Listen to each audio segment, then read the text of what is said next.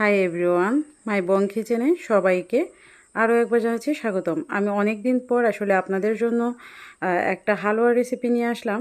আমি অনেক দিন পর যেহেতু আমার এই চ্যানেলটিকে আবার চালু করতে চাচ্ছি, আমি আশা করছি আপনারা আমার পাশে থাকবেন। আর কিছু বিশেষ কারণের জন্যই আমি অনেকটা সময় গ্যাপ দিয়েছি, কিন্তু যেহেতু আমার এই চ্যানেলটার প্রতি আমার একটা ভালোবাসা আছে, এই জন্য আবারও ফিরে আসলাম। সুজির হালুয়া আসলে সবাই তৈরি করতে পারেন, কিন্তু এখানে আসলে শিকার হয়তো বা তেমন কিছুই নেই। কিন্তু আমি আমার মতো করে জাস্ট একটু সুজির হালুয়ার রেসিপিটি দিয়ে আজকে আবার একটু শুরু করতে চাচ্ছি। তো আশা করি আপনারা আমাকে সাপোর্ট করবেন, ভালোবাসবেন।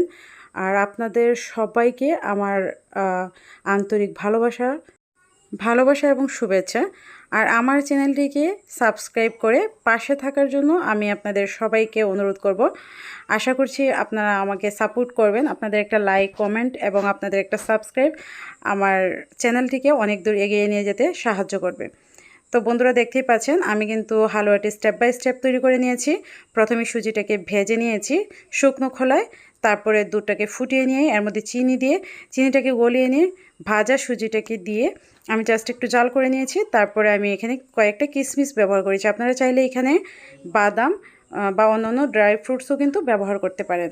তো আমি জাস্ট সিম্পলি একটি হালুয়া আজকে তৈরি করে দেখালাম, এবং তারপর আমি এটাকে পরিবেশন করে নিয়েছি। আপনারা আপনাদের পছন্দ মতো যে কোনো একটি ডিশের সাথে কিন্তু পরিবেশন করে নিতে পারেন। একটি স্ন্যাক্স হিসাবেও কিন্তু এটা খুবই ভালো লাগে। তো ধন্যবাদ সবাইকে, ভালো থাকবেন।